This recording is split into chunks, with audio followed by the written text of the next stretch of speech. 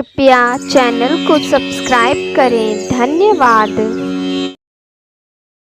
एकादशी माता का व्रत है महान, पावन हो तन, निर्मल हो प्राण। हरि चरणों में जो मन लगाएं, सकल दुखों से मुक्ति पाएं। एकादशी माता की जय, ग्यारस माता की जय। जय जय श्री प्रभु लक्ष्मी नारायण।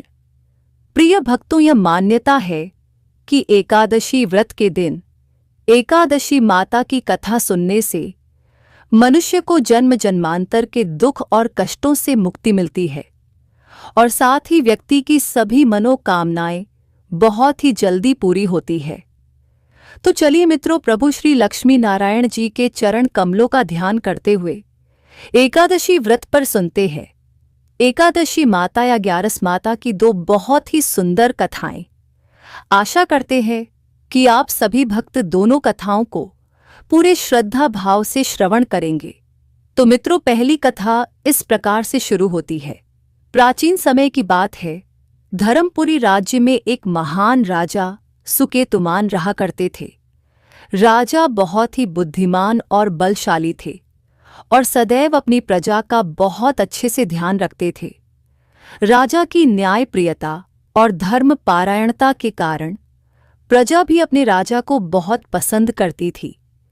राजा की दो बेटियां थीं और सुकेतुमान अपनी दोनों बेटियों से बहुत अधिक प्रेम करते थे।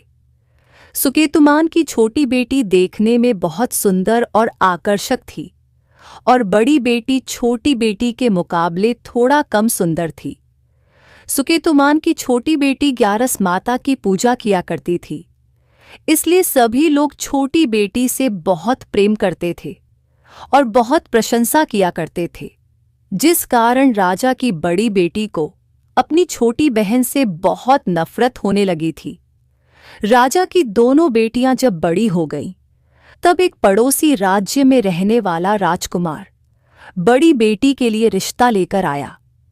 लेकिन जैसे ही उस राजकुमार की नज़र राजा की छोटी बेटी पर पड़ी, तो वह राजकुमार उस पर मोहित हो गया और उससे पहली नज़र में प्रेम कर बैठा। इसी के साथ उस राजकुमार ने राजा की बड़ी बेटी के साथ विवाह करने से मना कर दिया। उसने राजा से कहा कि मैं आपकी छोटी बेटी से प्रेम करता हूं और उसी से विवाह करना चाहता हूं। यह सब सुनने के बाद राजा की बड़ी बेटी अपनी छोटी बहन से बहुत क्रोधित हो गई। अब तो बड़ी बहन ने अपनी छोटी बहन को अपना सबसे बड़ा दुश्मन मान लिया और अपनी छोटी बहन से बदला लेने का निर्णय कर लिया, जिसके लिए उसने अपनी छोटी बहन को जान से मारने की योजना बनाई। इसके लिए राजा की बड़ी बेटी ने अपनी छोटी बहन को मारने के लिए सबसे पहले एक लड्डू में जहर मिलाकर अपनी छोटी बहन को दे दिया और उसको लड्डू खाने के लिए कहा। लेकिन लड्डू खाने के बाद भी छोटी बहन को कुछ नहीं हुआ और बड़ी बहन ये सब देखकर बहुत आश्चर्यचकित हो गई।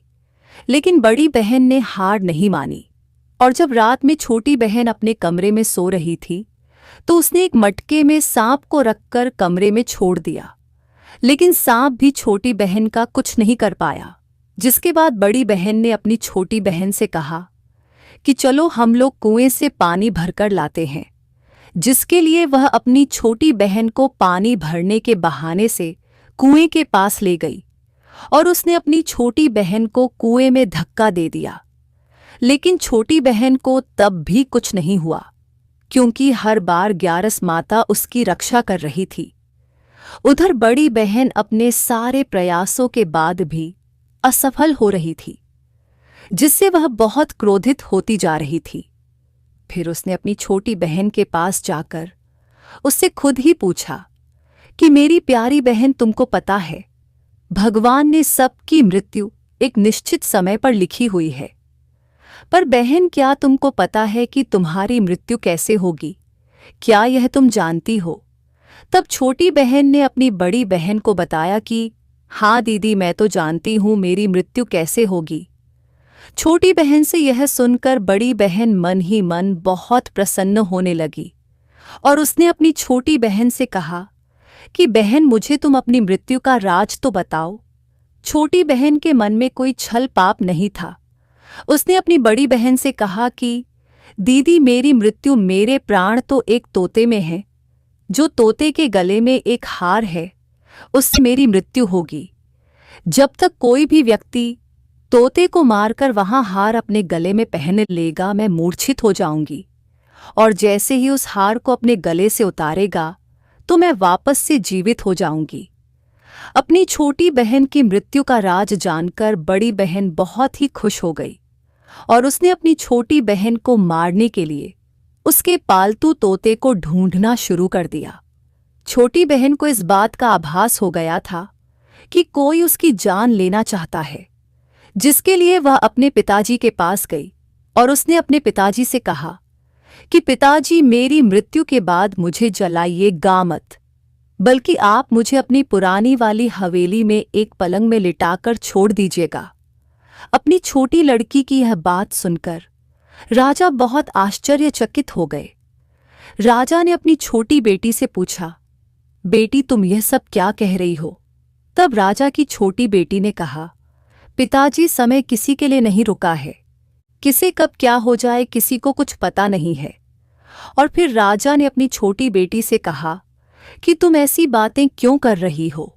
2-3 दिन में तो तुम्हारा विवाह है। लेकिन छोटी बेटी ने अपने पिताजी को ऐसा करने पर मजबूर कर दिया और उनसे वचन ले लिया। राजा ने भी अपनी छोटी बेटी की बात स्वीकार कर ली और 2-3 दिनों के बाद जब शादी का समय आया तब राजकुमार बारात लेकर राजा के घर पर आया और राजकुमार और राजा की छोटी बेटी का विवाह शुरू हो गया। जैसे ही राजा की छोटी बेटी राजकुमार के साथ फेरे लेना शुरू करती है तो उसकी बड़ी बहन अपनी छोटी बहन के कमरे में जाकर उसके तोते को पकड़ लेती है और उसको जान से मार देती है और तोते की गले में जो था उसको अपने गले में धारण कर लेती है। जैसे ही बड़ी बहन उस हार को अपने गले में धारण करती है तो उधर छोटी बहन 3.5 ही फेरे ले पाती है और वहीं पर बेहोश होकर गिर जाती है। जिसके बाद राजा ने बड़े बड़े हकीमों को बुलवाया और अपनी छोटी बेटी का इलाज करने के लिए कहा। राजा की बात सुनकर वैद्य ने छोटी बेटी को जब जांच किया तो राजा को बताया कि आपकी छोटी बेटी ना तो जीवित है और न ही मरी हुई है। मैं ऐसा पहली बार देख रहा हूं। राजा ने वैद्य और हकीम को यह बात बाहर बताने से मना कर दिया और उनको कहा कि अगर तुमने यह बात किसी को बाहर बताई तो हम तुम्हें फांसी दे देंगे। राजा ने अपनी छोटी बेटी को पुराने महल में जाकर एक पलंग पर लेटा दिया और वहां पर कुछ सैनिकों को तैनात कर दिया और वापस अपने महल पर आ गया। राजा की बड़ी बेटी अपने पिताजी के पास आई और कहने लगी कि पिताजी, अगर यह शादी संपन्न नहीं हुई तो आपकी इज्जत का क्या होगा? आप कहें तो मैं आपकी इज्जत बचाने के लिए राजकुमार से शादी करने के लिए तैयार हूं। जिसके बाद राजा ने अपनी बड़ी बेटी की बात मान ली और राजा ने बड़ी बेटी को छोटी बेटी के कपड़े पहनाकर मंडप पर भेज दिया। लेकिन राजकुमार यह जान गया कि यह राजा की छोटी बेटी नहीं है, बल्कि यह राजा की बड़ी बेटी है। लेकिन जब राजकुमार ने शादी करने से मना किया तो सभी लोगों ने राजकुमार को विवश करके राजा की बड़ी बेटी से बचे हुए फेरों को संपन्न करा दिया और विवाह करवा दिया। जिसके बाद राजकुमार राजा की बड़ी बेटी को अपने महल ले गया। राजकुमार राजा की बड़ी बेटी से ना तो बात करता था, ना ही उसको पसंद करता था और न ही उसके आसपास भटकता था। अब राजकुमार ने यह फैसला लिया था कि वह अपनी प्रेमिका को ढूंढकर रहेगा और यह जानकर रहेगा कि उसके साथ हुआ क्या है। एक दिन राजकुमार अपने घोड़े पर सवार होकर राजा के पुराने महल के पास पहुंच गया, जहां पर उसने कुछ सैनिकों को देखा। महल के पास पहुंचकर राजकुमार ने जब महल को ध्यान से देखा तो वह समझ गया कि यह तो हमारे ससुर जी का ही महल है। तब राजकुमार ने सैनिकों से पूछा, तुम लोग यहाँ क्या कर रहे हो और इस महल के अंदर उस पलंग में कौन लेटा हुआ है। जिसके बाद सैनिकों ने बताया कि यहाँ पर राजा की छोटी बेटी बहुत समय से सोई हुई है। यह सब सुनकर राजकुमार बहुत प्रसन्न हो गया और वह तुरंत अपनी प्रेमिका के पास पहुंच गया और उसकी सेवा करने लगा। जैसे ही रात हुई तो राजा की छोटी बेटी उठकर खड़ी हो गई। राजकुमार यह देखकर बहुत खुश हो गया। उसने अपनी प्रेमिका से पूछा कि तुम यहाँ क्या कर रही हो? तुम मेरे साथ मेरे घर चलो। राजा की छोटी बेटी ने राजकुमार को सारी बातें बता दे कि मेरी जान एक तोते में बसी थी और मैंने ये बात सिर्फ अपनी बड़ी बहन को बताई थी और मुझे पता है कि उसने ही मुझे मारने का प्रयास किया है। उसके पास एक हार है जिसको वह सुबह पहन लेती है और रात को उतार देती है। जब तक वह हार को पहनकर रहती है तब तक मैं मूर्छित रहती हूँ और जैसे ही वह इस हार को उतार देती है तो मैं जीवित हो जाती हूँ। वो कहती है जब तक मेरी बड़ी बहन के पास वह हार है तब तक मैं ऐसे ही जीवित और मूर्छित होती रहूंगी। अगर मेरी बड़ी बहन के पास जो हार है वह मेरे हाथ में लग जाए तो मैं हमेशा के लिए जीवित हो जाऊंगी।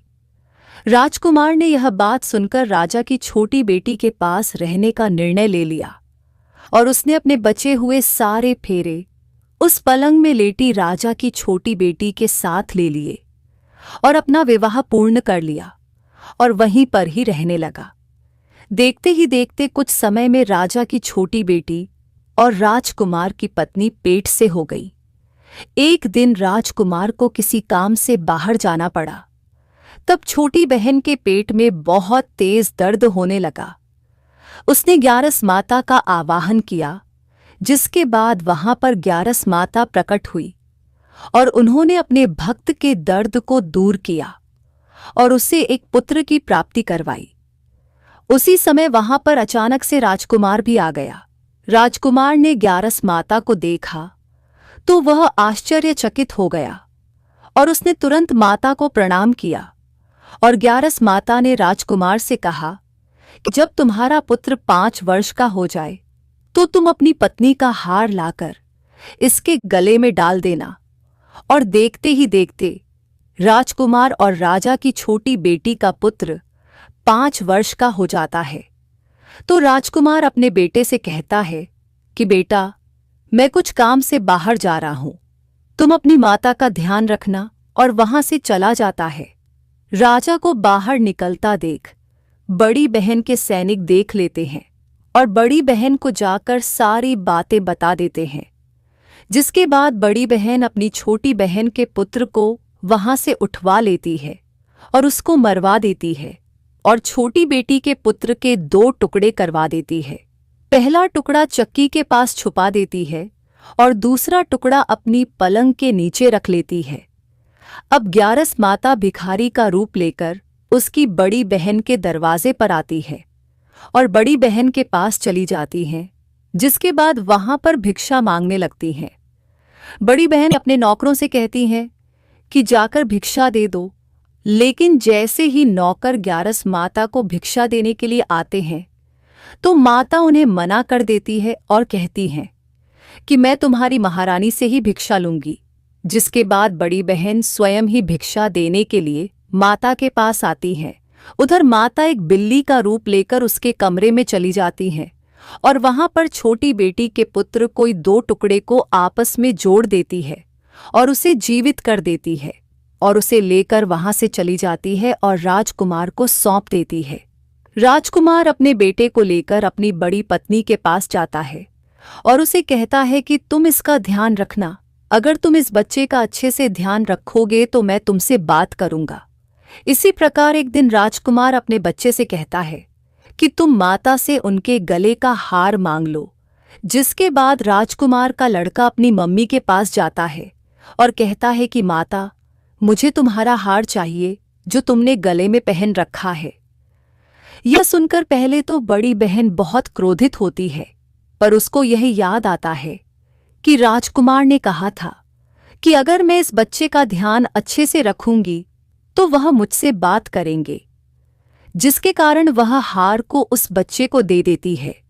वह बच्चा तुरंत ही उस हार को ले जाकर अपने पिताजी को दे देता है और तभी राजकुमार अपने बेटे को लेकर वहां से जाने लगता है और अपनी पत्नी से कहता है कि तुम हमारे लिए खाना बनाकर रखना, मैं शाम को आकर तुम्हारे साथ खाऊंगा।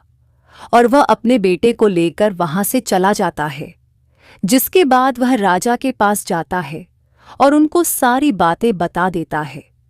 राजा अपनी बड़ी बेटी की यह कटु कर्म सुनकर बहुत क्रोधित होते हैं और उसे सजा सुनाता है और अपनी परवरिश पर ही दोष देने लगते हैं और राजकुमार को अपनी छोटी बेटी के साथ रहने के लिए आदेश देते हैं। ये थी ग्यारस माता की पहली कथा। तो प्रेम से बोलिए एकादशी माता की जय, ग्यारस माता की जय। अब चलिए सुनते हैं एकादशी माता की एक अन्य कथा। गालव मुनि का भद्रशील नामक एक पुत्र था। भद्रशील ने बाल्यावस्था से ही एक दासी माता का व्रत और पूजा अर्चना आरंभ कर दिया था। वो सच्ची श्रद्धा और निष्ठा भाव से पूरे दिन एक दशी का व्रत करता और कथा सुनता। शाम के समय ब्राह्मणों को भोजन करवाया करता तथा पूरी रात्रि श्रीमन नारायण नारायण हरि हरि का जाप करता। अगले दिन यानी कि द्वादशी को एकादशी व्रत का पारण करके ही भोजन ग्रहण किया करता था। गालव मुनि ने अपने पुत्र को इतना कठिन पूजा पाठ करने से कभी नहीं रोका, लेकिन एक दिन बाल्यावस्था में ही पूरे दिन उपवास करने के कारण उनका स्वास्थ्य बिगड़ने लगा और वो बेहोश होकर भूमि पर गिर पड़े। गालव मुनि को इस बात का पता चला तो वो तुरंत ही अपने पुत्र से मिलने पहुंचे। अपने पुत्र की ऐसा दशा देखकर मुनि को बहुत ही पीड़ा और दुख हो रहा था। जब थोड़े समय बाद भद्रशील को होश आया तो मुनि ने अपने पुत्र से पूछा कि हे पुत्र, तुम इतनी छोटी आयु में इतना कठिन उपवास क्यों कर रहे हो और तुम्हें इस उपवास के बारे में किसने बताया है? भद्रशील ने कहा कि मैं कई जन्मों से इसी प्रकार एकादशी का पुण्य फल दायी उपवास करता आ रहा हूं। पिताजी आमतौर पर किसी को भी अपना पिछला जन्म याद नहीं रहता है। जब तक बालक मां के गर्भ में होते हैं तब तक उन्हें उनके पिछले जन्मों की सभी बातें और कर्म याद रहते हैं, लेकिन बालक का जन्म होने से ठीक पहले ही यह स्मृति मिट जाती है। परंतु भद्रशील को अपने पिछले जन्म की याद उस वर्तमान काल में भी थी और इसका कारण था यह एकादशी व्रत की शक्ति, जिसका भद्रशील पालन किया करते थे। उन्होंने अपने पिता से कहा कि वे कई जन्म पूर्व में धर्मकीर्ति नामक राजा थे। धर्मकीर्ति के रूप में मैं बहुत ही क्रूर राजा हुआ करता था। उसके राज्य की प्रजा उसे बिल्कुल भी पसंद नहीं करती थी, क्यों धर्मकीर्ति उन पर बहुत अत्याचार किया करता था। जीवन में ऐसा कोई पाप नहीं बचा था जो उसने ना किया हो। एक समय की बात है, वह सूर्य उदय होने से पहले ही अपने सैनिकों के साथ शिकार पर गया हुआ था। वहां पर उसने जंगल में एक अत्यंत ही सुंदर और आकर्षक हिरण को देखा। राजा को वो हिरण बहुत ही मोहित कर रहा था और उसे वो हिरण अब किसी भी कीमत पर राजा को चाहिए था। राजा ने उस हिरण को पकड़ने के लिए अपने सैनिकों को उस हिरण को चारों ओर से घेरने के लिए कहा। राजा ने कहा कि जो भी हिरण को भागने देगा उसका पूरा परिवार मार डाला जाएगा। हिरण ने यह सुना और सोचा, बेचारे सैनिक, अगर मैं किसी भी सैनिक के पास से भागा तो इनके परिवार को यह दुष्ट राजा अवश्य ही मार देगा और मैं नहीं चाहता कि मेरे कारण किसी भी निर्दोष प्राणी का अहित हो। इसलिए हिरण किसी सैनिक के पास से भागने के बजाय राजा के पास से निकल भागा। राजा ने अकेले ही हिरण का पीछा करना शुरू कर दिया और अंत में खुद को एक घने जंगल के बीच में पाया। अब सूर्यास्त होने के कारण राजा उस घने जंगल के अंदर फंस गया। राजा को हिरण कहीं भी दिखाई नहीं दे रहा था। वहां से बाहर आने के लिए राजा दिन भर उस घने जंगल में रास्ता खोजता रहा, परंतु रात्रि की होने के कारण उसे कुछ भी समझ नहीं आ रहा था। इसलिए राजा ने एक पेड़ के नीचे ही रात बिताने की योजना बनाई। उसने पूरे दिन में कुछ भी नहीं खाया था और उसे चारों ओर से खतरनाक जानवरों के गुर्राने की आवाज सुनाई दे रही थी, इसलिए वह सो नहीं पा रहा था। राजा को अब अपने जीवन पर संकट दिखाई दे रहा था। डर के कारण राजा ने श्री हरि विष्णु से प्रार्थना करना शुरू कर दिया और रात भर श्रीमन नारायण हरि का जाप करता रहा। उसके दुष्ट कर्मों के कारण सुबह होते ही उसकी मृत्यु हो गई। यमदूत आए और उसे यमराज के पास ले गए। जब यमराज ने पूछा, तुम लोग इन्हें यहाँ क्यों लाए हो? इनका स्थान वैकुंठ में भगवान महाविष्णु के परम धाम में है। तब यमदूतों ने कहा, लेकिन महाराज, यह तो महापापी है। इसने जीवन भर अनेकों पाप किए हैं। इसे तो कठोर से कठोर दंड मिलना चाहिए। यह सब सुनकर यमराज बोले, नहीं, इसके जो भी पाप कर्म थे वह सब चले गए हैं। ये अब पवित्र हैं, क्योंकि जिस दिन उनकी मृत्यु हुई वह एकादशी की परम फलदायी तिथि थी।